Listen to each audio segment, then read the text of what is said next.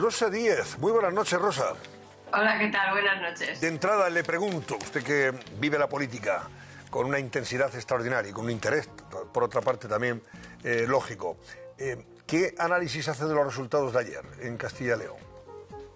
Bueno, yo creo que hay un par de mensajes muy claros, ¿no? El primero de ellos, de interés evidentemente nacional, es que el PSOE, el Partido Socialista Obrero Español, no tiene futuro ni aunque se hunda Podemos. Es decir, que, en fin, ya sé que las elecciones de Castilla y León son muy diferentes de las de Madrid, pero si hay algo en lo que se parecen es en el hundimiento del Partido Socialista Obrero Español, a pesar del hundimiento de Podemos. Hace nada se pensaba que cuando bajaba el PSOE, de hecho era así, es porque subía Podemos, pero ahora esos vasos comunicantes de votos pues son vasos de sangría, ¿no? Porque realmente unos desaparecen prácticamente en Castilla y León, lo mismo les ha ocurrido en Madrid, y el PSOE, a pesar de la desaparición de esa parte de la llamada izquierda española, pues demuestra que no tiene futuro. O sea que yo creo que la primera conclusión es esa, que el PSOE, ni aunque desaparezca Podemos, tiene en este momento futuro en España. O sea que el cambio de ciclo es un cambio de ciclo protagonizado a la baja por el Partido Socialista Obrero Español. Y la segunda consideración tiene que ver con la otra parte del espectro político español. Es que la derecha ha sumado en Castilla y León 16 puntos más que la suma de la izquierda. Y yo creo que de eso hay que extraer un par de mensajes. El primero de ellos es que, a mi juicio, los castellanos y leoneses han entendido que el principal objetivo, lo más patriótico que se debe hacer, es quitar poder al sanchismo en todas las instituciones. Y la segunda y derivada va relacionada con esta. Oiga, señores y señoras de la derecha sociológica, ideológica y política de esta comunidad, pónganse a trabajar juntos. O sea que ve usted lógico que, a tenor del resultado de las elecciones, el PP y Vox se pongan de acuerdo y gobiernen. Bueno, que se pongan de acuerdo para gobernar, que es trabajar, que para responder a los ciudadanos que les han dado unos votos y un mensaje. Yo creo que es verdad, le he oído a Mañoco decir que nos han mandado dialogar, sí, pero han mandado dialogar principalmente con el otro partido de la derecha, que es Vox, de la derecha, digo bien, de la derecha. Yo, en fin, no soy nadie para recomendar nada, pero ya que me pide usted su opinión, pues les diría a los miembros del Partido Popular, particularmente a su presidente, que se liberen del complejo de ir buscando que la izquierda, esta izquierda del sanchismo, que no solo no les va a votar jamás, sino que les desprecia profundamente, les dé carné de demócratas. El carné de demócratas no se lo puede dar quien pacta con los enemigos jurados y mortales de la democracia. No puede repartir carné de demócrata el sanchismo y, por supuesto, ninguno de sus socios, ¿no? Entonces, que se deje ya el Partido Popular de complejos, de comprarle el discurso y el mensaje a Sánchez y a todos sus colegas, a todos sus cómplices, y que actúe, en fin, patrióticamente. No hay nada más patriótico que echar a Sánchez de las instituciones, a Sánchez, al sanchismo y a lo que representa. No hay nada más patriótico, y eso lo han votado así los ciudadanos de Castilla y León. No, hay que leer, de verdad, lo que han votado. Si hubieran querido darle otro resultado a las elecciones y que el primer partido hiciera otra cosa, hubiera votado de otra manera. Entonces, me parece que lo patriótico, lo más patriótico, es quitarle poder al sanchismo y a todos sus socios, insisto, enemigos jurados y mortales de la democracia. Bueno, pues ahora le pregunto, Rosa, por su libro, por Maquetos, que acaba de publicar en la Esfera de los Libros. Es una, no sé si biografía, pero en fin, es la historia de su familia, de cómo después de la guerra civil sus padres recalan en Bilbao. Su padre había sido encarcelado en Bilbao, después de haber estado en Santander, llegan de Santander y a partir de ahí pues usted vive, lógicamente nace también en esa zona de Bilbao y a partir de ahí, bueno, pues cuenta sus vivencias, sus experiencias hasta el día de hoy, ¿no? Y lo ha titulado con el nombre de Maquetos, que es la forma despectiva a la que se refieren esos vascos malos de los españoles buenos que recalan en el País Vasco, ¿verdad? ¿Qué le lleva a usted a escribir este libro? Bueno, yo empiezo a escribir este libro, primero no iba a ser un libro, iba a ser una historia escrita para mis hijos, para que cuando yo me muera, pues tuvieran una historia escrita de una parte que ellos conocen y otra parte que no conocían, de la historia de los abuelos, que es la historia de 3 generaciones de vascos. Nosotros somos la primera generación de vascos nacidos aquí en el País Vasco. Mis padres eran una generación de vascos que vinieron de otras partes de España.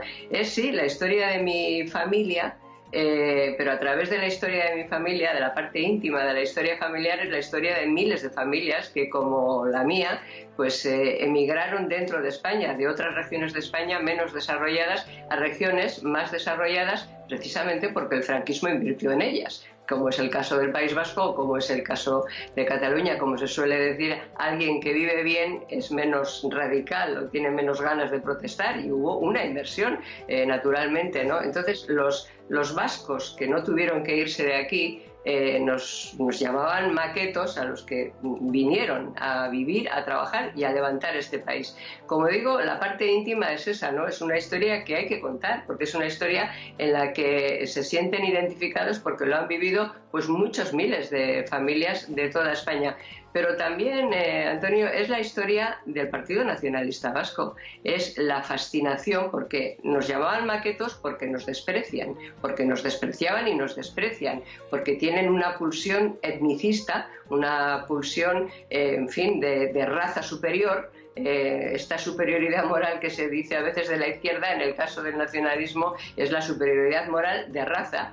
Y también en el libro, pues yo explico, lo cuento con detalles, muchas cosas que se han ocultado. Es en fin, la fascinación del Partido Nacionalista Vasco por el nazismo, por Hitler. Hay muchas cosas que la gente no sabe porque se han ocultado. A veces hablamos del racismo, de Sabino Arana y tal. Sí, ya, pero vamos a contar qué pasaba en aquellos años en los que Hitler parecía que iba a ganar la Segunda Guerra Mundial. Es la historia del Lehendakari Aguirre, que cuando se marcha hacia el exilio pasa por Berlín. La historia del Lehendakari Aguirre en sus diarios, que están en la biblioteca del Congreso de Estados Unidos desde el año 54. ¿Por qué no están aquí? Porque cuenta su fascinación por el Führer, porque cuenta cómo estuvo en Berlín con una banderita nipona y otra banderita alemana que le habían repartido gentilmente las SS, esperando a que saliera el Führer con un ministro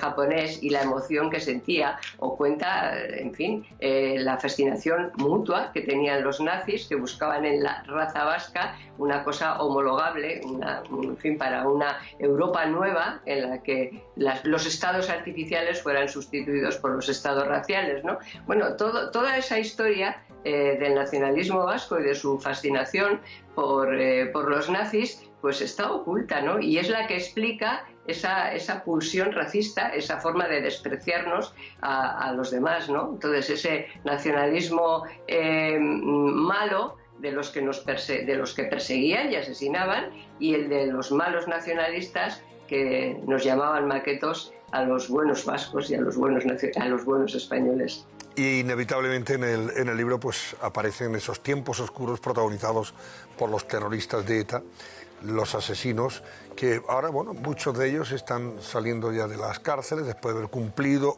íntegramente las penas, otros no, y ahí es donde voy. Se está produciendo esa negociación con estos terroristas para que tengan privilegios, y es lo que se está denunciando por parte de las víctimas, y es lo que estamos viendo en los medios y que se está reflejando. El otro día en un debate en la 8, en Castilla y León precisamente, un candidato a las Cortes por el Partido Socialista, Luis Briones, por Burgos concretamente, decía esto que va a escuchar, que no sé si lo ha escuchado y visto, sí. pero mire vamos a recordar lo que decía. Lo que creo es que este país es un país democrático y tiene que llegar un momento en que hay que saber perdonar. Hay que reconocer a las víctimas y hay que saber perdonar a los verdugos. Hay que saber perdonar. Bueno, hay que saber perdonar. Y eso es lo que tienen que hacer en este país. Hay que saber perdonar a los verdugos. Llegó a decir este diputado ya de las Cortes de Castilla y León, que habrá sido elegido porque era el número 2 o el número 3 por Burgos en el Partido Socialista. Cuando oye usted esto, en fin, ¿qué le mueve a comentar y a decir? Pues mira, Antonio, lo que pienso y lo que siento, que en este caso coincide, es que no hay días en el calendario para que los demócratas perdonemos a los sanchistas y al PSOE esta traición a la democracia. No hay días en el calendario para perdonar la traición. Porque, a ver, el perdón es una cuestión personal, es una cuestión íntima, personal. Claro, si además pone en la misma frase perdón y democracia, parece que quien no perdona es que no es un demócrata. Es que las víctimas y los demócratas no hemos pedido otra cosa nunca más que justicia. No hemos pedido más que justicia, que es, por otra parte, una exigencia democrática, es así de primer orden. Y sí, este es el PSOE. Este es el PSOE que da lecciones morales de democracia y que se siente superior y que determina que un partido democrático, como es Vox, es la ultraderecha. Por cierto, la ultraderecha le llamaban a UPyD cuando estábamos en el Congreso de los Diputados, y la ultraderecha le llamaban también a Ciudadanos cuando estaban en el Congreso de los Diputados y eran una amenaza. O sea, esta gente, este presidente que estamos viendo ahora aquí con la pantalla cortada, un tipo sin escrúpulos que, en fin, ha pactado con los enemigos jurados y mortales de la democracia porque solo tiene una ambición, que es la ambición de poder, y para eso tiene que derogar el sistema del 78 y para eso tiene que aliarse con los enemigos mortales. Por eso digo, Antonio, que el mensaje de ayer de los ciudadanos de Castilla y León es clarísimo. No hay nada más patriótico que quitarle poder al sanchismo, que defender la nación, que defender la libertad y la igualdad de los españoles, y para eso han dado un sonoro apoyo a las fuerzas democráticas y a las fuerzas de la derecha democrática.